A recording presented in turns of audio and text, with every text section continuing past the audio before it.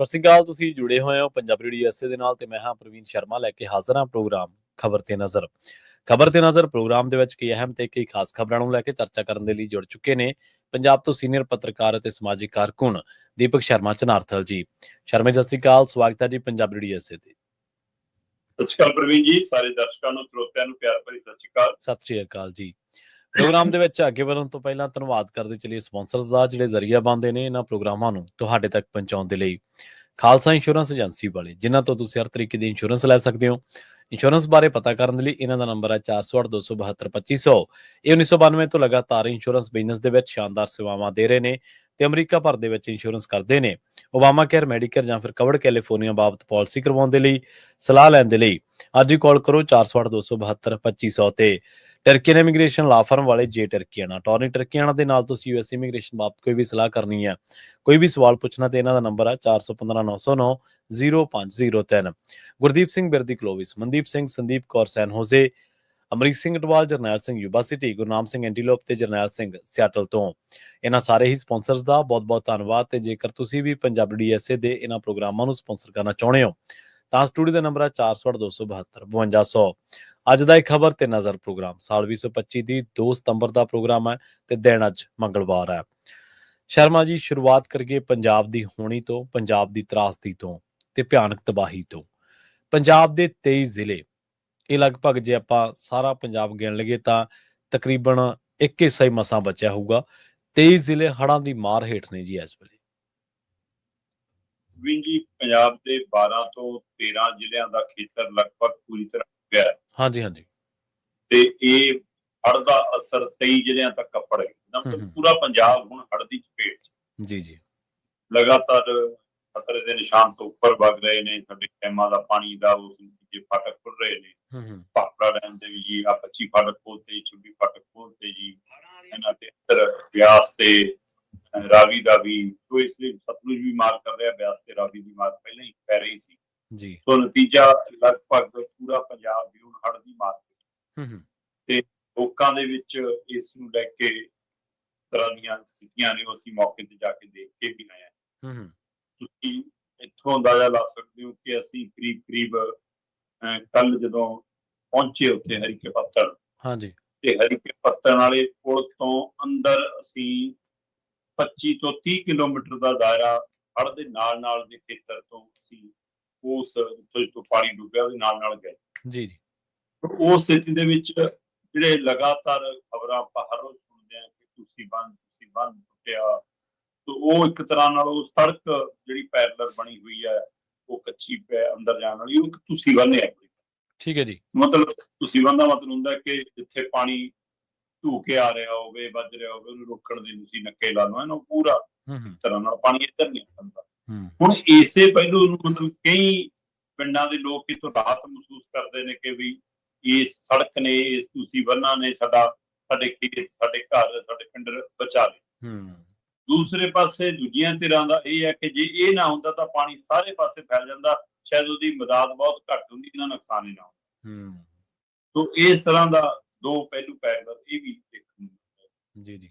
ਸੋ ਇਸ ਲਈ ਇੱਕ ਪੱਖ ਇਹ ਵੀ ਸਾਹਮਣੇ ਆਇਆ ਕਿ ਜਿਹੜੇ ਲਗਾਤਾਰ ਇਹ ਮਾਮਲਾ ਉਭਾਰਿਆ ਜਾਂਦਾ ਹੈ ਕਿ ਜੀ ਇਹ ਦਰਿਆਵਾਂ 'ਚ ਬੈਠੇ ਨੇ ਲੋਕ, ਇਹਨਾਂ ਨੇ ਦਰਿਆ ਮੱਲ ਲਏ ਨੇ, ਇਹਨਾਂ ਨੇ ਅੰਦਰ ਰੱਖ ਕੇ ਜੀ ਖੇਤ ਬਣਾ ਲਏ, ਆਪਣੀ ਜ਼ਮੀਨਾਂ ਕਬਜ਼ਾ ਕਰ ਲਿਆ ਜੀ, ਦਰਿਆ ਦੀ ਜ਼ਮੀਨ ਕਬਜ਼ਾ ਲਈ।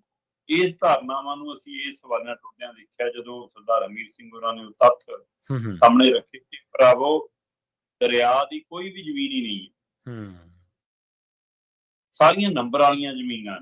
ਠੀਕ ਹੈ, ਚਲੋ ਮੈਂ ਕਹਿੰਦਾ ਇਹਦਾ ਮਤਲਬ ਇਹ ਨਹੀਂਗਾ ਕਿ ਦਰਿਆ ਕਿਤੇ ਵਗ ਹੀ ਨਹੀਂ ਸਕਦਾ, ਹੈ ਨਾ। ਇਹਦਾ ਮਤਲਬ ਇਹ ਹੈ ਕਿ ਦਰਿਆ ਆਪਣਾ ਥਾਂ ਬਦਲਦਾ ਰਹਿੰਦਾ। ਅਸੀਂ ਉਸ ਨੂੰ ਜਦੋਂ ਬੰਨ੍ਹ ਕੇ ਕੋਸ਼ਿਸ਼ ਕਰਦੇ ਹਾਂ, ਨੂੜ ਕੇ ਕੋਸ਼ਿਸ਼ ਕਰਦੇ ਹਾਂ, ਫਿਰ ਅਸੀਂ ਉਹ ਕਹਿੰਦੇ ਕਿ ਅੱਗੇ ਹਰ ਵਾਰ ਜੇ ਦਰਿਆ ਆਉਂਦੇ ਸੀ ਤਾਂ 1988 ਤੋਂ ਬਾਅਦ ਜੇ ਵੱਡੇ ਹੜ੍ਹ ਦੇਖੇ ਤਾਂ 1923 'ਚ ਵੀ ਆਏ ਨੇ, ਪਰ ਉਸ ਸਮੇਂ ਤੱਕ ਤਾਂ ਅਸੀਂ ਬੰਨਾਂ ਬੁੰਨਾਂ ਦਾ ਬਹੁਤ ਕੰਮ ਕਰ ਲਿਆ ਸੀ ਜੀ, ਆਹ ਕਰ ਲਏ, ਉਹ ਕਰ ਲਏ, ਫਿਰ ਉਹਦੇ ਬਾਵਜੂਦ ਹੜ੍ਹ ਕਿਉਂ? ਉਹ ਕਹਿੰਦੇ ਕਿ ਅਸਲ 'ਚ ਅੱਗੇ ਜਦੋਂ ਦਰਿਆ ਵਹਾਅ ਹੁੰਦਾ ਸੀ, ਕੁਦਰਤੀ ਵਹਾਅ ਹੁੰਦਾ ਸੀ, ਤਾਂ ਉਹ ਮਤਲਬ ਕਿਸੇ ਨਾ ਕਿਸੇ ਖੇਤਰ 'ਚੋਂ ਬਹਿ ਕੇ ਉਹਨੇ ਨਿਕਲ ਜਾਣਾ ਪੂਰੇ ਪਾਸਿਓਂ। ਕਦੇ ਇੱਧਰ ਆ ਗਿਆ, ਖੱਬੇ ਹੋ ਗਿਆ, ਕਦੇ ਸੱਜੇ ਹੋ ਗਿਆ, ਕਦੇ ਇਸ ਖੇਤ 'ਚੋਂ ਆ ਗਿਆ, ਕਦੇ ਨਾਲਿਆਂ ਦੇ ਖੇਤ 'ਚੋਂ ਆ ਗਿਆ। ਤਾਂ ਹੁਣ ਇੱਕ ਪਾਰਟੀਕੂਲਰ ਥਾਂ ਦੇ ਦਿੱਤੀ ਕਿ ਤੂੰ ਇੱਥੋਂ ਹੀ ਲੰਘਣਾ। ਤੇ ਦਰਿਆ ਦਾ ਜੇ ਕੁਦਰਤੀ ਬਹਿਣ ਹੋਵੇ ਫਿਰ ਹੋਰ ਤਰੀਕੇ ਨਾਲ, ਡੈਮ ਵਾਲਾ ਪਾਣੀ ਇਕੱਠਾ ਛੱਡ ਕੇ ਉਹਨੂੰ ਦਰਿਆ ਬਣਾਉਣਾ ਫਿਰ ਹੋਰ ਗੱਲ। ਦੋਵਾਂ ਚੀਜ਼ਾਂ ਦਾ ਇਹ ਵੀ ਫਰਕ। ਤੀਸਰਾ ਫਿਰ ਇਹਦੇ ਵਿੱਚ ਇਹ ਵੀ ਆਇਆ ਕਿ ਜੇ ਦਰਿਆ ਨੰਬਰ ਵਾਲੀ ਜ਼ਮੀਨਾਂ ਚੋਂ ਵਹਿੰਦੇ ਨੇ, ਖੇਤਾਂ ਚੋਂ ਵਹਿੰਦੇ ਨੇ, ਫਿਰ ਉਹ ਖੇਤ ਦੀ ਫਸਲ ਉਜੜੀ, ਤੇ ਉਹ ਖੇਤ ਕਿਸੇ ਮਾਲਕ ਦਾ ਬਿਲਕੁਲ। ਤੇ ਫਿਰ ਜੇ ਉਹ ਫਸਲ ਉਜਾੜ ਕੇ ਉੱਥੇ ਰੇਤ ਭਰ ਗਿਆ ਤੇ ਉਹ ਰੇਤ ਕਿਹਦਾ ਫਿਰ? ਉਹ ਵੀ ਤਾਂ ਉਹਦਾ ਹੀ ਹੋਇਆ। ਰੇਤ ਸਰਕਾਰ ਦਾ ਹੋ ਗਿਆ। ਜ਼ਮੀਨ ਕਿਸਾਨ ਦੀ ਹੈ, ਉੱਥੋਂ ਪਾਣੀ ਫਿਰ ਗਿਆ, ਉਸ ਤੋਂ ਬਾਅਦ ਉਹ ਰੇਤ ਭਰੇ ਨੂੰ ਫਿਰ ਸਰਕਾਰ ਵੇਚਦੀ ਹੈ ਪਰਚੀ ਕੱਟ ਕੇ। ਸਰਕਾਰ ਕਹਿੰਦੀ ਹੈ ਜੀ ਕਿਸਾਨ ਚੱਕੇ ਦਾ ਉਹਦੇ ਪਰਚਾ। ਸਹੀ ਹੈ। ਜੇ ਉਹਦੀ ਫਸਲ ਮਰ ਗਈ ਤਾਂ ਉਹਨੂੰ ਤੁਸੀਂ ਰੇਤ ਚੱਕਣ ਦੀ ਆਗਿਆ ਦੇ ਦਿਓ, ਤੁਸੀਂ ਉਹ ਵੀ ਨਹੀਂ ਉਹਨੂੰ ਦੇਣੀ, ਉਹਦੇ ਤੇ ਉਹਦੇ ਪਰਚੇ ਕਰੋਗੇ ਕਿ ਹਾਂ ਜੀ। ਤੋ ਇਸ ਤਰੀਕੇ ਕਰਨ ਨਾਲ ਲੋਕਾਂ ਦੀਆਂ ਕਈ ਤਰ੍ਹਾਂ ਦੀਆਂ ਮੁਸ਼ਕਲਾਂ ਖੜੀਆਂ ਨੇ, ਜਿਹੜੀ ਚੁਣੌਤੀ ਬਣ ਕੇ ਖੜੀਆਂ ਨੇ। ਘਰਾਂ 'ਚ 5-5 ਫੁੱਟ ਪਾਣੀ ਹੈ, ਲੋਕਾਂ ਨੂੰ ਪਸ਼ੂ ਬੰਨਣ ਲਈ ਥਾਂ ਨਹੀਂ ਹੈ। ਲੋਕਾਂ ਨੇ ਆਪਣੇ ਡਰਾਇੰਗ ਰੂਮਾਂ ਦੇ ਵਿੱਚ, ਵਿਹੜਿਆਂ ਦੇ ਉੱਪਰ ਵਾਲੇ ਥੜਿਆਂ ਦੇ ਉੱਤੇ, ਹੈ ਨਾ, ਬਾਹਰਲੇ ਬਾਦਰਿਆਂ ਦੇ ਵਿੱਚ, ਘਰਾਂ ਦੇ ਉੱਤੇ, ਉੱਥੇ ਸੰਗਮਰਮਰ ਵਾਲੇ ਥਾਵਾਂ ਦੇ ਉੱਤੇ ਲੋਕਾਂ ਨੇ ਆਪਣੇ ਪਸ਼ੂ ਬੰਨੇ ਹੋਏ ਨੇ। ਸੋ ਤੂੜੀ ਗੱਟਾਂ ਨਾਲ ਸਾਰਾ ਭਿੱਜ ਗਿਆ। ਜਿਹੜੀ ਰਾਹਤ ਉਹਨਾਂ ਕੋਲ ਪਹੁੰਚਣੀ ਆ ਉਸ ਤਰੀਕੇ ਨਾਲ ਨਹੀਂ ਪਹੁੰਚ ਪਾ ਰਹੀ, ਜਦੋਂ ਕਿ ਵੱਡੀ ਮਦਾਦ ਦੇ ਵਿੱਚ ਰਾਹਤ ਸਮੱਗਰੀ, ਸਮਾਨ ਉੱਥੇ ਸਾਰਾ ਕੁਝ ਉਪਲਬਧ ਹੈ, ਪਰ ਉਹ ਜਿਹੜੀ ਕਿਸ਼ਤੀ ਬੋਟ ਦੀ ਸਮਰੱਥਾ ਹੈ, ਪਸ਼ੂਆਂ ਨੂੰ ਚਾਰਾ ਨਹੀਂ ਉਵੇਂ ਪਹੁੰਚ ਪਾ ਰਿਹਾ। ਸਭ ਤੋਂ ਵੱਡਾ ਮਸਲਾ ਇਹ ਖੜਾ ਹੈ। ਲੋਕਾਂ ਨੇ ਘਰਾਂ ਚੋਂ ਆਪਣੇ ਜਵਾਕ ਕੱਢ ਦਿੱਤੇ ਨੇ, ਹੈ ਨਾ, ਆਪਣੇ ਭੈਣ ਭਰਾਵਾਂ ਰਿਸ਼ਤੇਦਾਰਾਂ ਕੋਲ ਭੇਜ ਦਿੱਤੇ ਨੇ। ਘਰਾਂ 'ਚ ਬਜ਼ੁਰਗ ਨੇ, ਅਸੀਂ ਕਿਹਾ ਜੀ ਕਿ ਪਾਣੀ ਇੰਨਾ ਬੜਿਆ ਤੁਹਾਡੇ ਘਰ 'ਚ ਖੜਾ ਹੈ ਨਾ, ਤੁਸੀਂ ਕੋਠਿਆਂ ਤੇ ਬੈਠਣ ਨੂੰ ਮਜਬੂਰ ਹੋ, ਤੁਸੀਂ ਕਿਉਂ ਨਹੀਂ ਛੱਡ ਕੇ ਜਾ ਰਹੇ? ਫਿਰ ਕਹਿੰਦੇ ਘਰ ਕਿਵੇਂ ਛੱਡ ਕੇ ਚਲੇ ਜੀ, ਰਾਤ ਨੂੰ ਬੜੀਆਂ ਟਿਊਬਾਂ ਫਿੱਟ ਕੇ ਆ ਜਾਂਦੇ ਨੇ, ਆ ਚਿੱਟੇ ਵਾਲੇ, ਨਸ਼ੇ ਵਾਲੇ, ਚੋਰ, ਇਹਨਾਂ ਕਾਲੇ ਕੱਛਾਂ ਸਭ ਨੂੰ ਲੈ ਜਾਣਗੇ, ਘਰ ਨਹੀਂ ਛੱਡ ਕੇ ਜਾ ਸਕਦੇ। ਤੋ ਕਿਸੇ ਤਰ੍ਹਾਂ ਦਾ ਕੋਈ ਪ੍ਰਬੰਧ ਨਹੀਂ। ਮਤਲਬ ਅਸੀਂ ਦਰਿਆ ਦੇ ਨਾਲ 25 ਤੋਂ 30 ਕਿਲੋਮੀਟਰ ਹੜ੍ਹ ਵਾਲੇ ਖੇਤਰ ਦੇ ਵਿੱਚ ਅੰਦਰ ਤੱਕ ਗਏ। ਠੀਕ ਹੈ ਜੀ। ਫਿਰ 5 ਤੋਂ 7 ਕਿਲੋਮੀਟਰ ਅਸੀਂ ਪਾਣੀ ਦੇ ਮਾਰ ਦੇ ਵਿੱਚ ਕਿਸ਼ਤੀ ਰਾਹੀਂ ਲੋਕਾਂ ਦੇ ਘਰਾਂ, ਪਿੰਡਾਂ, ਡੇਰਿਆਂ ਤੱਕ, ਜਿਹੜੇ ਡੇਰਿਆਂ ਤੋਂ ਭਾਵ ਮਤਲਬ ਜਿਹੜੇ ਬਾਹਰ ਖੇਤਾਂ 'ਚ ਘਰ ਬਣਾਏ ਜਾਂਦੇ ਨੇ ਉਹਨਾਂ ਢਾਣੀਆਂ 'ਚ ਗਏ। ਸੋ ਇਸ ਤਰ੍ਹਾਂ ਅਸੀਂ ਮਤਲਬ 5 ਤੋਂ 7 ਕਿਲੋਮੀਟਰ ਪਾਣੀ ਦੇ ਵਿੱਚ ਤੇ 25 ਤੋਂ 30 ਕਿਲੋਮੀਟਰ ਉਹਦੇ ਨਾਲ ਦੇ ਖੇਤਰਾਂ 'ਚ। ਸੋ ਇਹ ਸਾਰੇ ਥਾਵਾਂ ਤੇ ਜਾਂਦੇ ਆ ਪ੍ਰਵੀਨ ਜੀ, ਇੱਕ ਵੀ ਸਰਕਾਰੀ ਐਂਬੂਲੈਂਸ ਨਹੀਂ ਸਾਨੂੰ ਮਿਲੀ, ਇੱਕ ਵੀ ਸਰਕਾਰੀ ਪ੍ਰਸ਼ਾਸਨ ਦੀ ਕੋਈ ਗੱਡੀ ਨਹੀਂ ਮਿਲੀ, ਪੰਜਾਬ ਸਰਕਾਰ ਦੀ, ਕੇਂਦਰ ਸਰਕਾਰ ਦੀ ਜੀ, ਇੱਕ ਵੀ ਸਾਨੂੰ ਕੋਈ ਪੁਲਿਸ ਦੀ ਗੱਡੀ ਨਹੀਂ ਮਿਲੀ। ਇਸ 35 ਕਿਲੋਮੀਟਰ ਦੇ 'ਚ ਮਿਲਿਆ ਤਾਂ ਪੰਜਾਬ ਮਿਲਿਆ, ਮਿਲਿਆ ਤਾਂ ਹਰਿਆਣਾ, ਰਾਜਸਥਾਨ ਦੇ ਲੋਕ ਮਿਲੇ ਤਾਂ ਪੰਜਾਬ ਦਾ ਕੋਈ ਖੇਤਰ, ਕੀ ਪਵਾਦ ਵਾਲਾ, ਕੀ ਮਾਲਵੇ ਵਾਲਾ, ਇਹਨਾਂ ਕੀ ਹੈ, ਮਤਲਬ ਕਿ ਆਹ ਸਰਹੱਦੀ ਖੇਤਰਾਂ ਵਾਲਾ, ਜਿਹੜਾ ਵੀ ਦੇਖੋ, ਮਤਲਬ ਸਾਰਾ ਉਹ ਮਾਝੇ ਦੀ ਧਰਤੀ ਤੇ ਕੁੱਟਿਆ ਮਿਲਿਆ ਸਾਨੂੰ ਕਿ ਲੈ ਭਾਈ ਅਸੀਂ ਧਿਆਨ ਕਰੇ। ਪੰਜਾਬ ਨਾਲ ਖੜਿਆ ਦਿਖਿਆ, ਲੋਕ ਖੜੇ ਦਿਖੇ, ਸਰਕਾਰ ਪ੍ਰਸ਼ਾਸਨ ਤੇ ਖੜੀ ਜੀ। ਅਗਲੀ ਗੱਲ ਲੋਕਾਂ ਦੀ ਤੇ ਸਰਕਾਰ ਦੀ ਵੀ ਕਰ ਲਈਏ। ਕਹਿੰਦੇ ਲੋਕ ਹੜ੍ਹਾਂ 'ਚ ਸੇਵਾ ਕਰ ਰਹੇ ਆ ਤੇ ਸਰਕਾਰ ਡਰਾਮਾ ਕਰ ਰਹੀ ਹੈ ਜੀ। ਪ੍ਰਵੀਨ ਜੀ, ਤੁਸੀਂ ਇਹ ਦੇਖੋ ਕਿ ਅਸੀਂ ਜਿਨ੍ਹਾਂ ਘਰਾਂ ਤੱਕ ਪਹੁੰਚ ਕੀਤੀ, ਸਾਨੂੰ ਜਦੋਂ ਅਸੀਂ ਕਿਸ਼ਤੀਆਂ 'ਚ ਅੰਦਰ ਗਏ ਤਾਂ ਅਸੀਂ 3-4 ਜਣੇ ਸੀਗੇ। ਜਦੋਂ ਅਸੀਂ ਉਹਨਾਂ ਕਿਸ਼ਤੀਆਂ ਰਾਹੀਂ ਜਾ ਰਹੇ ਸੀ, ਉਹਨਾਂ ਨੇ ਦੇਖਿਆ ਕਿ ਕੁਝ ਸਮਾਨ ਰੱਖਿਆ ਜਾ ਸਕਦਾ, ਤਾਂ ਸੰਸਥਾਵਾਂ ਨੇ ਆਪਣਾ ਸਮਾਨ ਸਾਡੇ 'ਚ ਰੱਖਤਾ ਕਿ ਜੇ ਤੁਸੀਂ ਘਰਾਂ ਤੱਕ ਜਾਓਗੇ ਤਾਂ ਹੁਣ ਉੱਥੇ ਸੰਸਥਾ ਦਾ ਨਾਂ ਤੋਂ ਬੈਨਰ ਲੱਗਿਆ, ਨਾ ਉਹਨਾਂ ਦੀ ਫੋਟੋ ਲੱਗੀ ਹੈ ਨਾ, ਨਾ ਉਹਨਾਂ ਨੇ ਇਹ ਪੁੱਛਿਆ ਕਿ ਤੁਸੀਂ ਕੌਣ ਹੋ, ਕਿਉਂ ਦਓਗੇ, ਤੁਸੀਂ ਕਿਵੇਂ ਦੇ ਦੋਗੇ ਸਾਡਾ ਸਮਾਨ, ਹੈ ਨਾ। ਸਹੀ ਹੈ। ਤੇ ਮਤਲਬ ਇਹਦਾ ਮਤਲਬ ਉੱਥੇ ਸਿਰਫ ਭਾਵਨਾ ਇਹ ਹੈ ਕਿ ਸਹੀ ਲੋਕਾਂ ਤੱਕ ਸਹੀ ਸਮਾਨ ਪਹੁੰਚਣਾ ਚਾਹੀਦਾ ਹੈ, ਨਾਮ ਦਾ ਨਹੀਂ। ਰਾਜਸਥਾਨ ਤੋਂ ਇੱਕ ਸਿੱਖ ਨੌਜਵਾਨ ਆਪਣੇ ਸਾਥੀਆਂ ਨਾਲ ਉੱਥੇ ਸਮਾਨ ਦੇਣ ਆਇਆ। ਠੀਕ ਹੈ ਜੀ। ਉਹ ਕਹਿੰਦਾ ਜੀ ਅਸੀਂ ਰਾਜਸਥਾਨ ਤੋਂ ਤੁਰੇ ਸੀ, ਸਾਨੂੰ ਕਿਤੇ ਨਹੀਂ ਰੋਕਿਆ, ਆ ਪੰਜਾਬ ਦੀ ਪੁਲਿਸ ਵਾਲਿਆਂ ਨੇ ਜ਼ਰੂਰ ਕਈ ਥਾਂ ਤੇ ਰੋਕਿਆ ਸਾਨੂੰ, ਤੁਸੀਂ ਇੱਥੋਂ ਦਾ ਲਓਗੇ। ਉਹ ਰਾਜਸਥਾਨ ਤੋਂ ਸੇਵਾ ਕਰਨ ਆ ਰਹੇ ਤੇ ਕਹਿੰਦਾ ਜੀ ਸਾਨੂੰ, ਫਿਰ ਕਹਿੰਦੇ ਜੀ ਅਸੀਂ ਇੱਥੇ ਆ ਗਏ, ਤੇ ਇੱਥੇ ਆ ਕੇ ਹੁਣ ਜੀ ਕਹਿੰਦਾ ਅਸੀਂ ਉਰੇ ਦੇ ਸਾਥੀਆਂ ਨਾਲ ਗੱਲ ਕਰ ਰਹੇ ਹਾਂ ਕਿ ਵੀ ਤੁਸੀਂ ਸਾਡਾ ਸਮਾਨ ਅੰਦਰ ਪਹੁੰਚਾ ਦਿਓ। ਮੈਂ ਉਹਨੂੰ ਪੁੱਛਿਆ, ਮੈਂ ਕਿਹਾ ਵੀ ਤੁਸੀਂ ਤਾਂ ਸਿੱਖ ਨੌਜਵਾਨ ਹੋ, ਪੰਜਾਬੀ ਹੋ, ਤੇ ਇਸ ਲਈ ਤੁਹਾਡੇ ਮਨ 'ਚ ਇਹ ਵਾਲ ਉੱਠਿਆ ਹੋਣਾ ਕਿ ਚੱਲ ਵੀ ਆਪਣਾ ਪੰਜਾਬ, ਆਪਣੇ ਭਰਾ ਮੁਸ਼ਕਲ ਤਾਂ ਮਦਦ ਕਰਨ, ਰਾਜਸਥਾਨ ਤੋਂ ਵੀ ਆ ਗਏ। ਕਹਿੰਦਾ ਨਹੀਂ ਜੀ, ਅਸੀਂ ਤਾਂ ਮਦਦ ਲੈ ਕੇ ਹੀ ਆਏ ਆ। ਇਸ ਮਦਦ 'ਚ ਵੱਡਾ ਯੋਗਦਾਨ ਉੱਥੋਂ ਦੇ ਜਾਟ ਭਾਈਚਾਰੇ ਦਾ, ਉੱਥੋਂ ਦੇ ਬਾਣੀਏ ਭਾਈਚਾਰੇ ਦਾ, ਦੁਕਾਨਦਾਰ ਦਾ ਤੇ ਸ਼ਹਿਰੀਆਂ ਦਾ। ਉਹ ਕਹਿੰਦਾ ਉਹਨਾਂ ਦਾ ਵੱਡਾ ਜੀ ਮਾਲ ਤਾਂ ਉਹਨਾਂ ਨੇ ਭਰ ਕੇ ਭੇਜਿਆ ਸਾਡੇ। ਵਾਹ, ਕੀ ਹੈ, ਕੀ ਹੈ ਸਾਂਝ। ਫਿਰ ਉਸ ਤੋਂ ਬਾਅਦ ਟਰੈਲੀਆਂ ਆ ਰਹੀਆਂ ਨੇ, ਹੈਨਾ, ਟੈਂਪੂ ਆ ਰਹੇ ਨੇ, ਲੋਕ ਆਪਣੀਆਂ ਕਾਰਾਂ ਗੱਡੀਆਂ ਸਮਾਨ ਭਰ ਕੇ ਲਿਆ ਰਹੇ ਨੇ, ਬੈਨਰ ਲੱਗੇ ਉਹਨਾਂ ਤੇ, ਪਰ ਬੈਨਰ ਤੇ ਲਿਖਿਆ ਕੀ ਹੈ?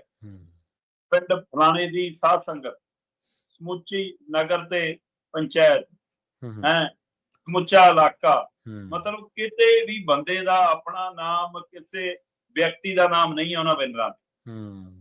ਹੁਣ ਉਹ ਲੋਕ ਬੈਨਰ ਲਾ ਕੇ ਜੇ ਲਿਆ ਰਹੇ ਨੇ, ਜੇ ਸਮੂਹ ਪਿੰਡ ਲਿਖਿਆ ਤਾਂ ਸਾਰਾ ਪਿੰਡ ਟਰੈਲੀ ਤੇ ਚੜ ਕੇ ਨਹੀਂ ਆਇਆ, 5-4 ਬੰਦੇ ਆਏ ਨੇ, ਤੇ ਉੱਥੋਂ ਅੱਗੇ ਉਹ ਮਾਲ ਲਾ ਕੇ ਉੱਥੋਂ ਦੇ ਜਿਹੜੇ ਸਾਥੀ ਕੰਮ ਕਰ ਰਹੇ ਨੇ, ਵਲੰਟੀਅਰ, ਜਿਨ੍ਹਾਂ ਨੂੰ ਪਤਾ ਹੈ ਅਸਲ 'ਚ ਕਿ ਕਿਹੜਾ ਘਰ ਕਿੱਥੇ ਹੈ, ਕਿਹੜਾ ਪਿੰਡ ਕਿੱਥੇ ਹੈ, ਕਿੱਧਰ ਨੂੰ ਜਾਣਾ ਕਿੱਧਰ ਨਹੀਂ, ਫਿਰ ਉਹ ਉਹਨਾਂ ਤੇ ਨਿਰਭਰ ਨੇ। ਉਹ ਇਹ ਨਹੀਂ ਕਹਿੰਦੇ ਕਿ ਬਾਈ ਸਾਨੂੰ ਸਾਰਿਆਂ ਨੂੰ ਰੱਦ ਕੇ ਲੈ ਜਾਓ, ਸਾਡਾ ਇੱਕ ਸਾਥੀ ਲੈ ਕੇ ਜਾ ਸਕਦੇ ਹੋ ਲੈ ਜਾਓ, ਨਹੀਂ ਤੁਸੀਂ ਉਹ ਲੈ ਜਾਓ ਸਮਾਨ, ਅਸ ਉਧਰ ਤੇ ਜੋ ਸਹੀ ਬੰਦਿਆਂ ਨੂੰ ਲੋੜ। ਮਤਲਬ ਇਹ ਇੱਕ ਕੜੀ ਹੈ, ਇੱਕ ਲੜੀ ਹੈ। ਇਹਦਾ ਮਤਲਬ ਇੱਥੇ ਕਿਤੇ ਵੀ ਨਿੱਜ ਦਾ ਪ੍ਰਚਾਰ ਦਾ ਪ੍ਰਗਟਾਵਾ ਨਹੀਂ ਹੈ, ਨਹੀਂ ਹੈਗਾ, ਨਹੀਂ ਬਿਲਕੁਲ। ਪਰ ਦੂਸਰੇ ਪਾਸੇ ਆਪਾਂ ਇੱਕ ਦਿਨ ਗੱਲ ਕਰ ਰਹੇ ਸੀ ਮਾਰਕਫੈਡ ਤੇ ਮਿਲਕਫੈਡ ਦੇ ਹਵਾਲੇ ਨਾਲ, ਕਿ ਇਹ ਲੋਕਾਂ ਦੇ ਅਦਾਰੇ ਨੇ, ਕੋਆਪਰੇਟ ਸੋਸਾਇਟੀਆਂ ਨੇ, ਇਹ ਉਸ ਲੋਕ ਅਦਾਰਿਆਂ ਵੱਲੋਂ ਵੀ ਜਿਹੜਾ ਸਮਾਨ ਜਾਂਦਾ ਹੈ ਨਾ, ਉਹਦੇ ਉੱਤੇ ਵੀ ਸਰਕਾਰੀ ਬੈਨਰ ਨੇ, ਉਹਦੇ ਉੱਤੇ ਵੀ ਸਰਕਾਰੀ ਤਸਵੀਰਾਂ ਲੱਗੀਆਂ ਨੇ। ਪਰ ਅਸਲ ਦੇ ਵਿੱਚ ਹੁਣ ਇਹ ਤੋਂ ਵੀ ਅਗਾਂਹ ਕੰਮ ਵੱਧ ਗਿਆ। ਜੇ ਕੋਈ ਵਿਭਾਗ ਵੀ, ਕੋਈ ਧਿਰ ਵੀ, ਹੈ ਨਾ, ਕੋਈ ਚੈਰੀਟੇਬਲ ਸੰਸਥਾ ਵੀ ਆਪਣੇ ਟਰੱਕ ਬੈਨਰ ਲਾ ਕੇ ਭੇਜ ਰਹੀ ਆ, ਤਾਂ ਕਈ ਥਾਵਾਂ ਤੇ ਪਤਾ ਲੱਗਿਆ ਰਾਹ 'ਚ ਰੋਕ ਕੇ ਸਰਕਾਰ ਨੇ ਆਪਣੇ ਕੇਜਰੀਵਾਲ, ਭਗਵੰਤ ਮਾਨ ਦੀਆਂ ਫੋਟੋਆਂ ਵਾਲੇ ਬੈਨਰ ਤੱਕ ਟੰਗਿਆ ਉਹਨਾਂ ਤੇ। ਦੇਖ ਲਓ, ਇਹ ਹੈ ਦੂਸਰੇ ਪਾਸੇ। ਇਹੋ ਨਹੀਂ, ਮੁੱਖ ਮੰਤਰੀ ਸਾਹਿਬ ਦੀਆਂ 2 ਤਸਵੀਰਾਂ ਕੱਲ ਦੀਆਂ ਬਹੁਤ ਚਰਚਾ ਚ ਨੇ। ਡਰਾਮੇ ਵਾਲੀ ਤੁਸੀਂ ਗੱਲ ਕਰ ਰਹੇ ਸੀ, ਹਾਂਜੀ ਹਾਂਜੀ, ਤਸਵੀਰ ਆ ਕਿ ਜੀ ਉਹਨਾਂ ਨੇ ਜੀ ਧਰਤੀ ਤੇ ਬੈਠ ਕੇ ਲੰਗਰ ਛਕਿਆ। ਪੈਸੇ ਪਤਾ ਨਹੀਂ, ਠੀਕ ਹੈ, ਜਦੋਂ ਆਪਾਂ ਅੰਦੋਲਨ ਸੀ ਤਾਂ ਪਤਾ ਨਹੀਂ ਕਿੰਨੀਆਂ ਵਾਰ ਹੱਥ ਤੇ ਪ੍ਰਸ਼ਾਦਾ ਰੱਖ ਕੇ ਲੰਗਰ ਖਾਂਦੇ ਆ, ਸਹੀ ਹੈ, ਵਾਰ ਖਾਂਦੇ ਆ। ਕਦੇ ਕਦਾਈ ਉਹਦੀਆਂ ਤਸਵੀਰਾਂ ਵੀ ਖਿੱਚ ਹੁੰਦੀਆਂ, ਫੋਟੋਆਂ ਵੀ ਹੁੰਦੀਆਂ, ਤੇ ਕੋਈ ਸਾਡਾ ਇੱਧਰ ਉੱਧਰ ਭੇਜ ਦਿੰਦਾ। ਪਰ ਇਸ ਵਾਰ ਅਚੇਚਾ ਜਿਵੇਂ ਹੋੜ ਲੱਗੀ ਹੈ ਕਿ ਇਹ ਜੀ ਤਸਵੀਰ ਖਿਚਾ ਕੇ ਪਾਉਣੀ ਹੈ। ਸਹੀ ਹੈ। ਤੇ ਉਹ ਸਾਡੇ ਮੀਡੀਆ ਅਦਾਰਿਆਂ 'ਚ ਵੀ ਹੈ, ਸੈਲੀਬ੍ਰਿਟੀਆਂ 'ਚ ਵੀ ਹੈ, ਤੇ ਸਿਆਸਤਦਾਨ ਤਾਂ ਇਨਕੈਸ਼ ਕਰਦਾ। ਬਿਲਕੁਲ ਜੀ। ਭਗਵੰਤ ਮਾਨ ਜੀ ਨੇ ਕਹਿੰਦੇ ਜੀ ਹੱਥ ਤੇ ਰੋਟੀ ਰੱਖ ਕੇ ਧਰਤੀ ਤੇ ਸੜਕ ਤੇ ਬੈਠ ਕੇ ਲੰਗਰ ਖਾਦਾ। ਬਈ 40-50 ਤੁਹਾਡੇ ਨਾਲ ਗੱਡੀਆਂ ਜਾਂਦੀਆਂ, ਥੋੜੇ ਤੋਂ ਬੰਦਾ ਹੁੰਦਾ ਜੀ, ਭੁੱਖ ਕੱਲੀ ਭਗਵੰਤ ਮਾਨ ਨੂੰ ਹੀ ਲੱਗੀ ਸੀ, ਬਾਕੀਆਂ ਨੂੰ ਭੁੱਖ ਨਹੀਂ। ਫਿਰ ਸਾਰੇ ਬੈਠੇ ਹੁੰਦੇ, ਤੁਸੀਂ ਆਲੇ ਦੁਆਲੇ ਖੜਿਆਂ ਦੀਆਂ ਨਾ ਪੈਂਟਾਂ ਤੋਂ ਪਤਾ ਲੱਗਦਾ ਕਿ ਇਹਦੇ ਸਿਕਿਉਰਿਟੀ ਗਾਰਡ ਵਾਲੇ ਨੇ। ਹਾਂਜੀ ਹਾਂਜੀ, ਬਿਲਕੁਲ। ਉਹ ਕਿਹੜਾ ਸਪਾਰੀ ਸੂਟ ਵਾਲੀਆਂ ਪੈਂਟਾਂ ਦੇ ਰੰਗ ਦਿਖਦੇ ਨੇ, ਉਹਨਾਂ ਪੈਂਟਾਂ ਦੇ ਥੱਲੇ ਬੂਟ ਦਿਖਦੇ ਆ। ਉਹਨਾਂ ਬੂਟਾਂ ਤੇ ਨਿਗਾਹ ਮਾਰਿਓ, ਜੇ ਮਿੱਟੀ ਵੀ ਲੱਗੀ ਹੋਵੇ ਕਿਸੇ ਮਾਂ ਦੇ ਪੁੱਤ ਦੇ ਬੂਟ ਨੂੰ, ਜੀ ਸਹੀ, ਪੰਜ ਤੱਕ ਮੈਨੂੰ ਡਰਾਮਾ ਕਰਦੇ ਹੋ। ਜਾਂ ਤਾਂ ਭਗਵੰਤ ਮਾਨ ਜੀ ਕਤਾਰ 'ਚ ਬੈਠ ਕੇ ਖਾਂਦੇ ਜਿੱਥੇ ਆਮ ਲੋਕ ਛਕ ਰਹੇ ਨੇ, ਫਿਰ ਵੀ ਅਸੀਂ ਮੰਨ ਲੈਂਦੇ, ਜਾਂ ਆਪਣੇ ਹੀ ਨਾਲ ਦੇ ਅਮਲੇ ਫਾਲੇ ਨੂੰ 100-150 ਜਿਹੜਾ ਨਾਲ ਚੁੱਕੀ ਫਿਰਦੇ ਹੋ, ਭੌਂ ਕਰਦਾ, ਉਹਨਾਂ ਨੂੰ ਬਿਠਾ ਕੇ ਨਾਲ ਖਾ ਤਾਂ ਵੀ ਸਮਝ ਪਈ ਰੋਟੀ। ਇਹਨਾਂ ਤੋਂ ਤੁਸੀਂ ਸਿਰਫ ਤਸਵੀਰ ਖਿਚਵਾਉਣ ਲਈ ਬੈਠੇ। ਫਿਰ ਭਗਵੰਤ ਮਾਨ ਜੀ ਅੱਜ ਕੱਲ ਜੇ ਸਟੇਜ ਨਹੀਂ ਮਿਲਦੀ, ਪਿੰਡਾਂ 'ਚ ਗੱਡੇ ਜੋੜ ਕੇ ਜੇ ਨਾਟਕ ਨਹੀਂ ਹੁੰਦੇ, ਤਾਂ ਅਸੀਂ ਹੜ ਪੀੜਤਾਂ ਨੂੰ ਜਾ ਕੇ ਸੜਕਾਂ ਤੇ ਨਾਟਕ ਕਰੂਗੇ। ਸਹੀ ਗੱਲ ਹੈ, ਬਿਲਕੁਲ। ਪੂਰਾ ਸਕ੍ਰਿਪਟਡ ਨਾਟਕ ਹੈ। ਦੂਜੀ ਤਸਵੀਰ ਕਹਿ ਰਹੀ ਹੈ, ਕਿਸੇ ਨੂੰ ਕਹਿਣ ਦੀ ਲੋੜ ਨਹੀਂ ਜੀ। ਬੀਬੀ ਭੁੱਬਾ ਮਾਰ ਕੇ ਰੋ ਰਹੀ ਹੈ ਤੇ ਸਾਡੇ ਮੁੱਖ ਮੰਤਰੀ ਸਾਹਿਬ ਦੀਆਂ ਅੱਖਾਂ 'ਚ ਹੰਝੂ ਨੇ। ਬੀਬੀ ਕਹਿੰਦੀ ਸਾਰਾ ਲੁੱਟ ਗਿਆ, ਬਰਬਾਦ ਹੋ ਗਿਆ, ਬਚਾ ਲਓ। ਭਗਵੰਤ ਮਾਨ ਜੀ ਨੂੰ ਗੱਲ ਡਾ ਰਹੇ ਨੇ। ਗੱਲ ਕਾਹਦਾ ਲਾ ਕੇ ਤਾਂ ਕਲਿੱਪ ਦਿਖਾਤਾ ਤੁਸੀਂ ਤਾਂ ਬੀਬੀ ਦਾ, ਹੈਨਾ। ਉਹਨੇ ਹੱਥ ਜੋੜੇ, ਤੁਸੀਂ ਹੱਥਾਂ ਨੂੰ ਹੱਥਾਂ 'ਚ ਲੈ ਕੇ ਕਿਹਾ ਕਿ ਬੀਬੀ ਸਾਰਾ ਕੁਝ ਕਰਾਂਗੇ, ਤੁਸੀਂ ਤਾਂ ਘੜੀ ਦਿਖਾਤੀ ਉਹਦੀ, ਹੈਨਾ। ਤੇ ਉਹਦੇ ਕੰਨਾਂ 'ਚ ਸੋਨੇ ਦੇ ਉਹ ਦਿਖ ਰਹੇ ਨੇ ਸਾਰਾ ਕੁਝ। ਮਤਲਬ ਇਹੋ ਜਿਹੀ ਔਖੀ ਘੜੀ 'ਚ ਉਹ ਕੱਲ ਦੀ ਤਸਵੀਰ ਆ, ਇੱਕ ਸੋਨੀਆ ਮਾਨ ਆ, ਉਹ ਕੀ ਹੈ? ਹਾਂਜੀ ਹਾਂਜੀ, ਬੀਬਾ ਸੋਨੀਆ। ਦੂਏ ਪਾਸੇ ਉਹ ਸਾਕਸ਼ੀ ਸਾਨੀ ਹੈ। ਸਾਕਸ਼ੀ ਸਾਨੀ DC ਹੈ ਅੰਮ੍ਰਿਤਸਰ ਦੀ। ਉਹ ਵਿਚਾਰੀ ਦੇ ਕੱਪੜੇ ਲਿਬੜੇ ਨੇ, ਝਾਟਾ ਖਿਲ ਰਿਹਾ, ਇਹਨਾਂ ਨੂੰ ਪਰਵਾਹ ਨਹੀਂ ਹੈ, ਪਰ ਉਹਨੂੰ ਪਰਵਾਹ ਇਹ ਤਾਂ ਲੋਕਾਂ ਦੀ। ਉਸੇ ਤਸਵੀਰ ਦੇ ਵਿੱਚ ਸੋਨੀਆ ਮਾਨ ਦਿਖਦੀ ਹੈ, ਐਨ ਟਿਪ ਟੌਪ ਮੇਕਅਪ ਕੀਤਾ, ਉੱਪਰ ਛਤਰੀ ਲੈ ਕੇ ਬੰਦਾ ਖੜਾ ਹੈ, ਐਨ ਸੂਟ ਤੇ ਕੋਈ ਛੱਟਾ ਵੀ ਨਹੀਂ ਜੀ। ਤੇ ਇਸੇ ਤਰ੍ਹਾਂ ਭਗਵੰਤ ਮਾਨ ਜੀ, ਤੁਸੀਂ ਜਿਹਨੂੰ ਗੱਲ ਡਾ ਰਹੇ ਹੋ, ਉਹ ਉਸ ਸਮੇਂ ਮੇਕਅਪ ਕਰਕੇ ਆਊਗੀ, ਕਲਿੱਪ ਲਾ ਕੇ ਆਊਗੀ। ਜੇ ਹਰ ਹੋਵੇ ਘੜੀ ਲਾਉਣਾ ਵੀ ਚੇਤੇ ਰਹੂਗਾ, ਉਹਨੂੰ ਇਹ ਸਾਰਾ ਕੁਝ ਸੁਝੂਗਾ ਕਿ ਮੈਂ ਫੁੱਲਾਂ ਵਾਲੀ ਕਢਾਈ ਵਾਲੇ ਸੂਟ ਪਾ ਕੇ ਜਾਣੇ ਨੇ, ਸੋ ਇਹ ਤਰੀਕਾ ਗੱਲ ਸ਼ਰੇਆਮ ਦਿਖਾਉਂਦਾ ਕਿ ਇਹਦਾ ਮਤਲਬ ਸਕ੍ਰਿਪਟਡ ਨਾਟਕ ਸੀ ਤੁਹਾਡਾ। ਜੀ ਜੀ ਬਿਲਕੁਲ। ਸਰਕਾਰ ਕਿਤੇ ਨਹੀਂ ਲੱਭਦੀ ਸਾਨੂੰ। ਅਸੀਂ ਕੱਲ 30-40 ਕਿਲੋਮੀਟਰ ਤੋਂ ਉੱਪਰ ਦਾ ਖੇਤਰ ਗਾ ਕੇ ਆਏ ਆ, ਹੜ ਖੇਤਰ ਦਾ, ਹੈ ਨਾ। ਪੂਰੀ ਸਾਥੀ ਸੀਗੇ ਨਾਲ, ਹਰਮੀਤ ਸਿੰਘ ਜੀ ਹੋਰੀ, ਖੁਸ਼ਹਾਲ ਸਿੰਘ ਜੀ ਹੋਰੀ, ਹੈ ਨਾ, ਹੋਰ ਕਿੰਨੇ ਸਾਥੀ, ਤੇ ਕਿਤੇ ਨਹੀਂ ਸਰਕਾਰ ਲੱਭੀ, ਕਿਤੇ ਨਹੀਂ ਪ੍ਰਸ਼ਾਸਨ ਲੱਭਿਆ। ਤੇ ਇੱਥੋਂ ਦਾ ਲਾ ਲਓ ਕਿ ਠੀਕ ਹੈ, ਥਾਵਾਂ ਦੇ ਉੱਤੇ ਤੁਸੀਂ ਜਾਂਦੇ ਹੋ, ਕੰਮ ਕਰਦੇ ਹੋ, ਆ ਜਾਂਦੇ ਹੋ, ਪਰ ਉਵੇਂ ਲੋਕਾਂ ਤੱਕ ਪਹੁੰਚ, ਅਪਰੋਚ ਨਹੀਂ। ਅਸੀਂ ਜਿਹੜੇ ਘਰਾਂ ਚ ਗਏ ਸੀ ਉਹਨੂੰ ਪੁੱਛਿਆ ਕਿ ਸਰਕਾਰ ਆਈ, ਕਹਿੰਦੇ ਨਹੀਂ ਆਈ। ਅਸੀਂ ਕਿਹਾ ਵਿਰੋਧੀ ਧਿਰ ਆਈ, ਕਹਿੰਦੇ ਨਹੀਂ ਆਈ। ਤਿੰਨ ਵਿਧਾਨ ਸਭਾ ਹਲਕਿਆਂ ਦੇ ਖੇਤਰ ਦੇ ਪਿੰਡ ਪੈਂਦੇ ਨੇ, ਉਹ ਹੁੰਜਿਆਂ ਤੇ ਆ ਕੇ ਮਿਲਦੇ ਨੇ। ਠੀਕ ਹੈ। ਤਿੰਨਾਂ ਤੋਂ ਕੋਈ ਨਹੀਂ ਵੋਟ ਦਾ, ਬਾਹਰ ਖੜੀ ਜਾਂਦੇ ਨੇ, ਇੱਕ ਦੂਏ ਦੇ ਟਰੈਕਟਰ ਤੇ ਚੜ ਕੇ ਤਸਵੀਰਾਂ ਖਿਚਵਾਉਣ ਨੂੰ ਕਾਹਲਾ ਹੋਇਆ ਪਿਆ ਕਿਲਾ, ਹੈ ਨਾ। ਫਿਰ ਮਾਫੀਆਂ ਵੀ ਮੰਗ ਰਿਹਾ ਉਹ। ਸੋ ਆਹ ਸਥਿਤੀ ਹੈ। ਤੇ ਪਰ ਲੋਕਾਂ ਤੱਕ ਪਹੁੰਚ, ਅਪਰੋਚ ਨਹੀਂ ਹੈ ਸਰਕਾਰਾਂ ਦੀ, ਨਾ ਵਿਰੋਧੀ ਧਿਰਾਂ ਦੀ, ਨਾ ਪ੍ਰਸ਼ਾਸਨ ਦੀ ਹੋਣੀ। ਸੋ ਇਹ ਡਰਾਮਿਆਂ ਦੀ ਬਜਾਏ ਕੰਮ ਦੀ ਲੋੜ ਸੀ, ਜਿਹੜਾ ਸਰਕਾਰ ਕਰਦੀ ਨਜ਼ਰ ਨਹੀਂ ਆ ਰਹੀ। ਪ੍ਰਧਾਨ ਮੰਤਰੀ ਜੀ ਨੇ ਫੋਨ ਕਰ ਲਿਆ, ਪਹਿਲਾਂ ਅਮਿਤ ਸ਼ਾਹ ਨੇ ਕਰ ਲਿਆ ਸੀ, ਪ੍ਰਧਾਨ ਮੰਤਰੀ ਨੂੰ ਫੋਨ ਕਰ ਲਿਆ। ਮੁੱਖ ਮੰਤਰੀ ਸਾਹਿਬ ਕਹਿੰਦੇ ਅਸੀਂ ਪੈਕੇਜ ਮੰਗ ਲਿਆ। ਕੋਈ ਮੰਗਣਾ ਤੇ ਲੈ ਕੇ ਆਉਣਾ ਫਰਕ ਹੁੰਦਾ ਹੈ। ਫੋਨ ਕਰਕੇ ਹਾਲ ਜਾਣਨਾ ਤੇ ਸਹਾਇਤਾ ਕਰਨੀ, ਮਦਦ ਭੇਜਣੀ ਹੋਰ ਹੁੰਦਾ ਹੈ। ਬਿਲਕੁਲ, ਦੋਵਾਂ 'ਚ ਫਰਕ ਹੈ ਜਨਾਬ। ਤੁਸੀਂ ਪੁੱਛ ਰਹੇ ਹੋ, ਕਹਿ ਨਹੀਂ ਰਹੇ ਕਿ ਅਸੀਂ ਆ ਕਰਤਾ, ਤੇ ਤੁਸੀਂ ਮੰਗ ਰਹੇ ਹੋ, ਲੈ ਕੇ ਨਹੀਂ ਆ ਰਹੇ। ਦੋਵਾਂ ਚੀਜ਼ਾਂ 'ਚ ਫਰਕ ਹੈ। ਨਾ ਪੰਜਾਬ ਸਰਕਾਰ, ਨਾ ਕੇਂਦਰ ਸਰਕਾਰ, ਦੋਵਾਂ ਵੱਲੋਂ ਤਾਂਗੀ ਨਾਲ ਪੰਜਾਬ ਦੇ ਹਰ ਮਾਰੇ ਖੇਤਰਾਂ ਦੇ ਲਈ ਕੋਈ ਕੋਸ਼ਿਸ਼ ਨਹੀਂ। ਅਜੇ ਤਾਂ ਮੁੱਖ ਤੌਰ ਦੇ ਉੱਤੇ 12-13 ਜ਼ਿਲ੍ਹੇ ਜਿਹੜੇ ਪੂਰੀ ਤਰ੍ਹਾਂ ਡੁੱਬੇ ਨੇ, ਤੇ ਜਿਵੇਂ ਹੁਣ 23 ਜ਼ਿਲ੍ਹਿਆਂ ਦੀ ਰਿਪੋਰਟ ਆਉਣ ਲੱਗੀ ਆ, ਫਿਰ ਕੀ ਕਰਨਗੇ ਜੇ ਇੰਨੇ ਜ਼ਿਲ੍ਹਿਆਂ 'ਚ ਪ੍ਰਬੰਧ ਨਹੀਂ। ਜਿਹੜੇ ਆਹ ਖੇਤਰ ਨੇ, ਤਰਨਤਾਰਨ, ਪਠਾਨਕੋਟ, ਗੁਰਦਾਸਪੁਰ, ਹੈ ਨਾ, ਅੰਮ੍ਰਿਤਸਰ ਜਾਂ ਇੱਧਰ ਵਾਲਾ ਕਪੂਰਥਲੇ ਵਾਲਾ, ਇਹ ਖੇਤਰ ਸੁਲਤਾਨਪੁਰ ਲੋਧੀ ਵਾਲਾ, ਜੇ ਪਤਾ ਹੈ ਪਾਣੀ ਦੀ ਮਾਰ ਪੈਂਦੀ ਹੈ ਤਾਂ ਡੀਸੀਆਂ ਕੋਲ ਤਾਂ ਸਾਰੇ ਪ੍ਰਬੰਧ ਹੋਣੇ ਚਾਹੀਦੇ ਨੇ। ਕਿਸੇ ਜ਼ਿਲ੍ਹੇ 'ਚ 4 ਕਿਸ਼ਤੀਆਂ, ਕਿਸੇ 'ਚ 2 ਬੇੜੀਆਂ, ਕਿਸੇ 'ਚ 5 ਬੇੜੀਆਂ। ਲੋਕ ਆਪਣੀਆਂ ਬੇੜੀਆਂ ਲਿਆ ਰਹੇ ਨੇ, ਸੰਸਥਾਵਾਂ ਆਪਣੀਆਂ ਬੇੜੀਆਂ ਲਿਆ ਰਹੇ ਨੇ, ਕੋਈ ਖਰੀਦ ਕੇ ਲਿਆ ਰਿਹਾ, ਕੋਈ ਬਣਾ ਕੇ ਲਿਆ ਰਿਹਾ, ਕੋਈ ਨਵੀਂ ਲਿਆ ਰਿਹਾ। ਕਈ ਲੋਕਾਂ ਨੇ ਆਪਣੀਆਂ ਟੁੱਟੀਆਂ ਘਰਾਂ 'ਚ ਆਪਣੀਆਂ ਜੋਗੀਆਂ ਬਣਾਈਆਂ ਨੇ। ਸੋ ਪਸ਼ੂਆਂ ਨੂੰ ਕੱਢਣ ਦੇ ਲਈ ਅਜੇ ਤੱਕ ਤੋਂ 15 ਦਿਨਾਂ 'ਚ ਕੋਈ ਪ੍ਰਬੰਧ ਨਹੀਂ ਹੋਇਆ। ਹਾਂਜੀ, ਹੈ ਨਾ। ਕਿੰਨੇ ਹੀ ਪਸ਼ੂ ਹੜ ਕੇ ਉਧਰ ਪਾਕਿਸਤਾਨ ਵਾਲੇ ਪਾਸੇ ਚੱਲ ਗਏ, ਜਿਹੜੇ ਘਰਾਂ 'ਚ ਬੰਨੇ ਨੇ। ਲੋਕ ਕਹਿੰਦੇ ਚਾਰਾ ਆ ਨਹੀਂ ਰਿਹਾ, ਬੰਨਿਆਂ ਨੂੰ ਵੀ ਕੀ ਕਰਾਂਗੇ।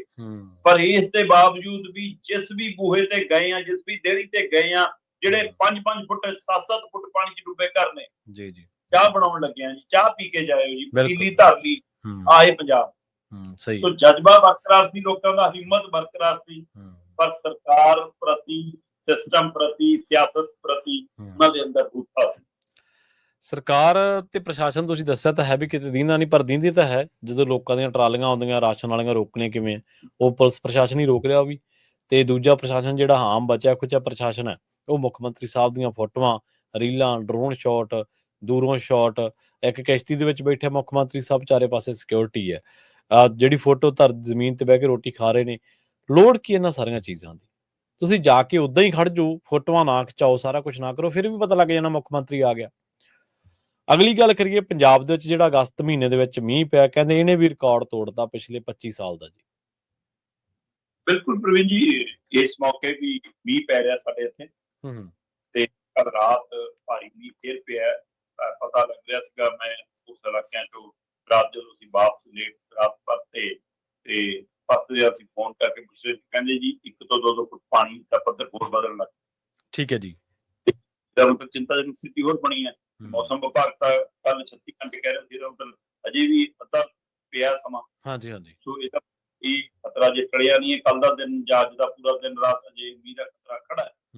ਤੇ ਇੱਧਰ ਭਾਖੜਾ ਡੈਮ ਦਾ ਪਾਣੀ ਦਾ ਪੱਧਰ ਵੀ ਖਤਰੇ ਨਿਸ਼ਾਨ ਤੋਂ ਪਾਰ ਹੈ, ਤੇ ਕਈ ਥਾਵਾਂ ਪਾੜ ਪੈਣ ਦੀਆਂ, ਦੇ ਮਾਰ ਦੀਆਂ ਖਬਰਾਂ ਆਉਣ ਲੱਗੀਆਂ ਨੇ। ਲੋਕਾਂ ਦੇ ਪਿੰਡਾਂ ਦੇ ਪਿੰਡ ਲੋਕ ਇੱਧਰ ਰੋਪੜ ਖੇਤਰ ਦੇ ਖੇਤਰ ਦੇ ਵਿੱਚ ਵੀ ਜੁਟੇ ਹੋਏ ਨੇ।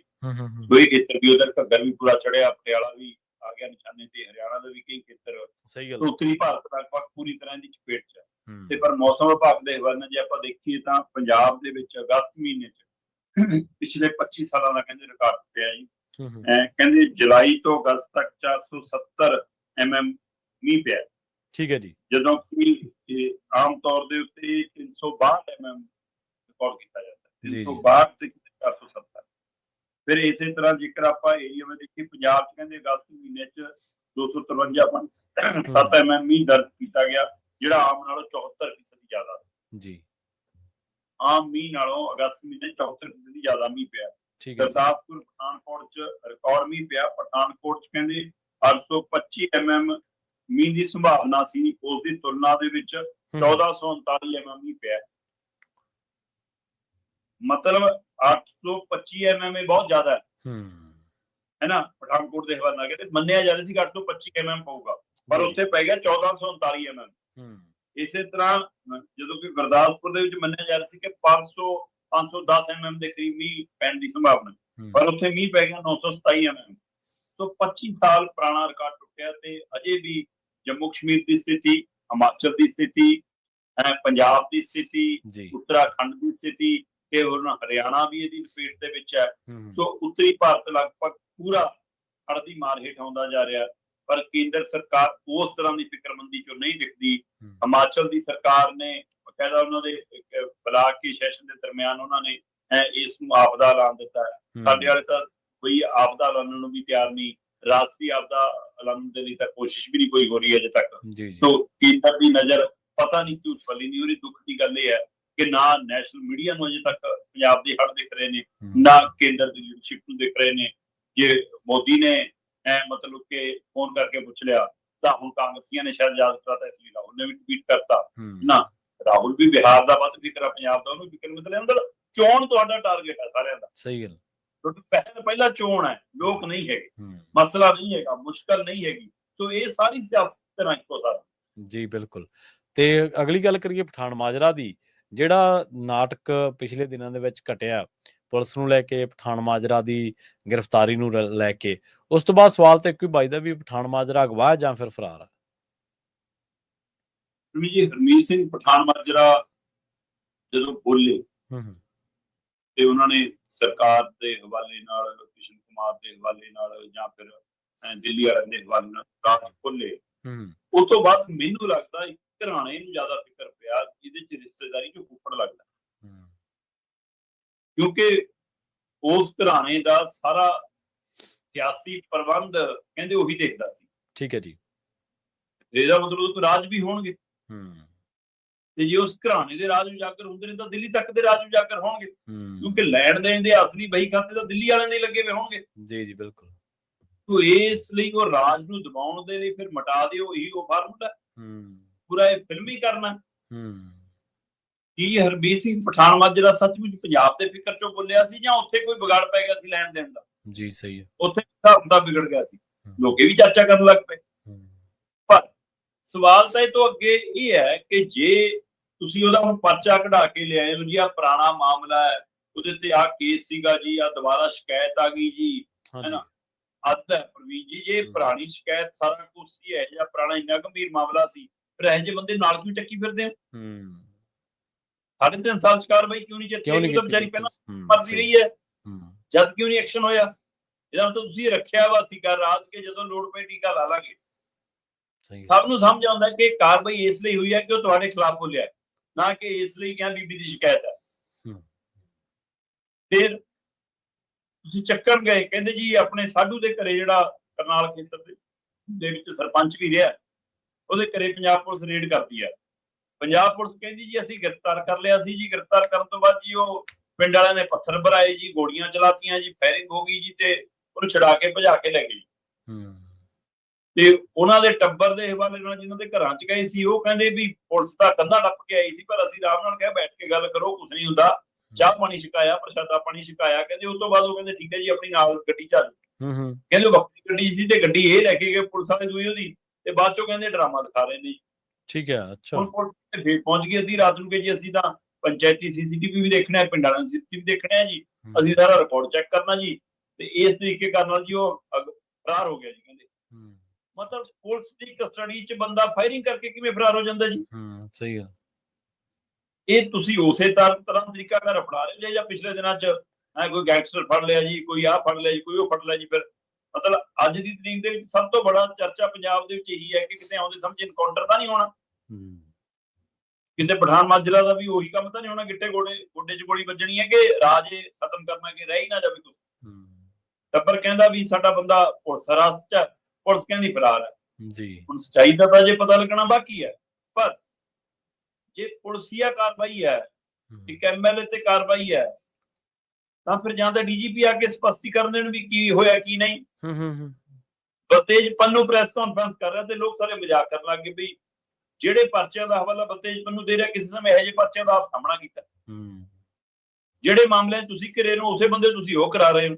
ਤੇ ਲੋਕ ਇਹਦੀ ਵੀ ਚਰਚਾ ਕਰਨ ਲੱਗੇ, ਸੋਸ਼ਲ ਮੀਡੀਆ ਤੇ ਕਈ ਤਰ੍ਹਾਂ ਦੀ ਗੱਲ ਆਉਣ ਲੱਗ ਪਈ ਜੀ ਸਹੀ ਕਿ ਕੋਈ ਹੋਰ ਬੰਦਾ ਨਹੀਂ ਮਿਲਿਆ ਤੁਹਾਨੂੰ। ਹੁਣ ਕੀ ਕਰੋਗੇ ਤੁਸੀਂ? ਇੱਥੇ ਲੋਕ ਸੱਚ ਵੀ ਜਾਣਨਾ ਚਾਹੁੰਦੇ ਆ, ਲੋਕਾਂ ਦਾ ਸਿਆਸਤ ਤੋਂ ਭਰੋਸਾ ਵੀ ਉੱਠਿਆ ਬਿਲਕੁਲ, ਪਰ ਇਸ ਤਰੀਕਾਕਾਰ ਨੇ ਇਹ ਸਪਸ਼ਟ ਕਰ ਦਿੱਤਾ ਕਿ ਵੀ ਜਿਹੜਾ ਹਰਮੀਤ ਪਠਾਨ ਮਾਜਰਾ ਇਹ ਕਹਿੰਦਾ ਸੀ ਕਿ ਬਾਕੀ ਐਮਐਲਏ ਹੋ ਤੁਸੀਂ ਵੀ ਬੋਲ ਲਓ, ਮੰਤਰੀਓ ਤੁਹਾਡੇ 'ਚ ਵੀ ਜਾਨ ਹੋਣੀ ਚਾਹੀਦੀ, ਤੁਸੀਂ ਵੀ ਗੱਲ ਕਰੋ, ਮੁੱਖ ਮੰਤਰੀ ਸਾਹਿਬ ਤੁਸੀਂ ਵੀ ਖੜੇ ਹੋ ਜੋ, ਨਹੀਂ ਛਿੱਤਰ ਪੈਣਗੇ, ਬੜਨ ਜੋਗੇ ਨਹੀਂ ਰਹੋਗੇ। ਮੈਨੂੰ ਲੱਗਦਾ ਸਾਰੀ ਪੁਲਿਸੀਆ ਕਾਰਵਾਈ ਰਾਹੀਂ ਜਾਂ ਜੇ ਗਾਂਹ ਤੱਕ ਵੀ ਜਾਂਦੀ ਹੈ ਗਿੱਟੇ ਗੋਟੇ ਤੱਕ ਵੀ ਹੈ ਨਾ, ਤਾਂ ਇਹ ਕਾਰਵਾਈ ਐਮਐਲਏ ਤੋਂ ਲੈ ਕੇ ਮੰਤਰੀ ਤੋਂ ਲੈ ਕੇ ਮੁੱਖ ਮੰਤਰੀ ਬੈਠੀ ਜੀ ਸਹੀ ਹੈ ਜੋ ਹੱਕ ਚ ਨਾ ਜੀ।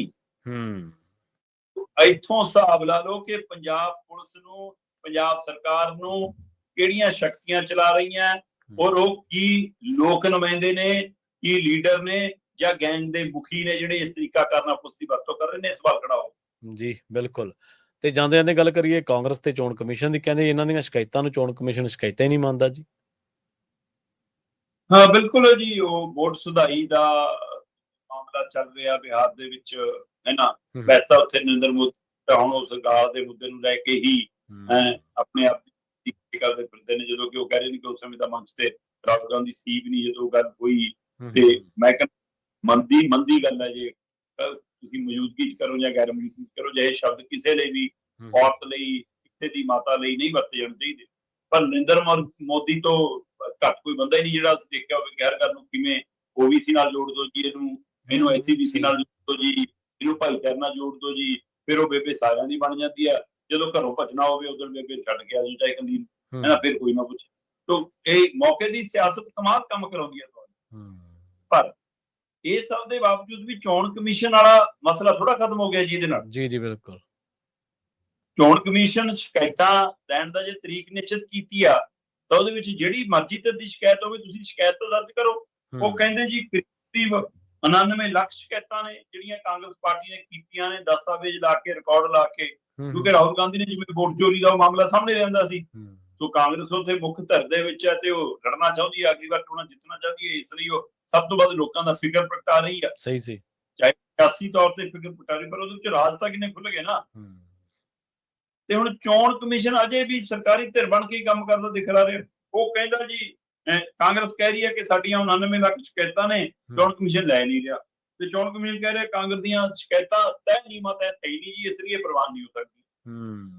ਸੋ ਬਿਹਾਰ ਦੇ ਵਿੱਚ ਹੁਣ ਕਹਿੰਦੇ ਜੀ ਅਸੀਂ ਨਵੇਂ ਵੋਟਰ ਕਾਰਡ ਜਾਰੀ ਕਰਾਂਗੇ, ਉਹਦੇ ਤਹਿਤ ਵੋਟਾਂ ਪੈਣਗੀਆਂ। ਠੀਕ ਹੈ। ਸੋ ਇਹਦਾ ਮਤਲਬ ਪਹਿਲਾਂ ਵੋਟਾਂ ਕੱਟਣ ਦਾ ਪਹਿਲੂ ਸੀ, ਹੁਣ ਵੋਟ ਕਾਰਡ ਦਾ ਪਹਿਲੂ ਆਊਗਾ। ਇਹਦੇ ਉੱਤੇ ਹੋਰ ਖਿਲਾਰਾ ਪਊਗਾ। ਇਹਦਾ ਮਤਲਬ ਕੀ ਇਹ ਤੈਅ ਬੀਜੇਪੀ ਵਾਲਿਆਂ ਨੂੰ ਵੋਟਰ ਕਾਰਡ ਇਸ਼ੂ ਹੋਣੇ ਆਉਣ। ਸਹੀ ਗੱਲ ਹੈ, ਬਿਲਕੁਲ। ਇਹ ਫਾਰਮੂਲਾ ਤੇ ਇਹ ਦੇਸ਼ ਨੂੰ ਯਾਦ ਰੱਖਣਾ ਚਾਹੀਦਾ ਹੈ ਕਿ ਚੋਣ ਕਮਿਸ਼ਨ ਸਪਸ਼ਟ ਕਰ ਚੁੱਕਿਆ ਕਿ ਇਹ ਮਾਮਲਾ ਇਕੱਲੇ ਬਿਹਾਰ ਤੱਕ ਨਹੀਂ ਜਾਊਗਾ, ਇਹ ਪੂਰੇ ਮੁਲਕ ਤੱਕ ਆਉਣਾ।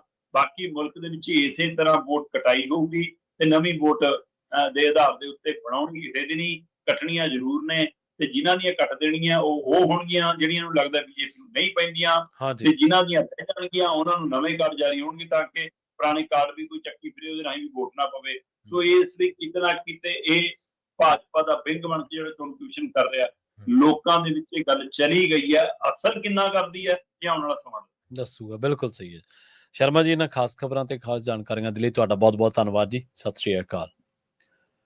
ਪ੍ਰੋਗਰਾਮ ਖਬਰ ਤੇ ਨਜ਼ਰ ਦੇ ਵਿੱਚ ਆਪਣੇ ਨਾਲ ਜੁੜੇ ਸਨ ਦੀਪਕ ਸ਼ਰਮਾ ਚਨਾਰਥਲ ਜੀ, ਸੀਨੀਅਰ ਪੱਤਰਕਾਰ ਨੇ ਤੇ ਪੰਜਾਬ ਦੀ ਗਰਾਊਂਡ ਜ਼ੀਰੋ ਤੋਂ ਹੜ੍ਹਾਂ ਦੇ ਹਾਲਾਤ ਦੇਖ ਕੇ ਆਏ ਨੇ, ਤੇ ਹੜ੍ਹਾਂ ਦੇ ਹਾਲਾਤਾਂ ਦੇ ਬਾਰੇ ਆਪਾਂ 3 ਖਬਰਾਂ ਦੇ ਵਿੱਚ ਚਰਚਾ ਕੀਤੀ ਹੋਈ ਹੈ ਕਿ ਕੀ ਹਾਲਾਤ ਬਣੇ ਹੋਏ ਨੇ, ਤੇ ਇਹਦੇ ਨਾਲ ਹੋਰ ਵੀ ਜਿਹੜੀਆਂ ਅਹਿਮ ਖਬਰਾਂ ਸੀ ਪਠਾਨ ਮਾਜਰਾ ਤੇ ਕਾਂਗਰਸ ਦੀਆਂ ਸ਼ਿਕਾਇਤਾਂ ਤੇ ਚੋਣ ਕਮਿਸ਼ਨ, ਇਹਦੇ ਉੱਤੇ ਵੀ ਆਪਾਂ ਚਰਚਾ ਕੀਤੀ ਹੈ। ਅਸੀਂ ਉਮੀਦ ਕਰਦੇ ਹਾਂ ਕਿ ਪ੍ਰੋਗਰਾਮ ਤੁਹਾਨੂੰ ਪਸੰਦ ਆਇਆ ਹੋਵੇਗਾ। ਪੰਜਾਬੀ ਰੇਡੀਓ USA ਨੂੰ ਆਪਣਾ ਪਿਆਰ ਇਸੇ ਤਰ੍ਹਾਂ ਦਿੰਦੇ ਰਹੋ। ਤੁਹਾਡਾ ਸਾਰਿਆਂ ਦਾ ਬਹੁਤ ਬਹੁਤ ਧੰਨਵਾਦ। ਸਤਿ ਸ਼੍ਰੀ ਅਕਾਲ ਤੇ ਸੁਣਦੇ ਰਹੋ ਪੰਜਾਬੀ ਰੇਡੀਓ USA।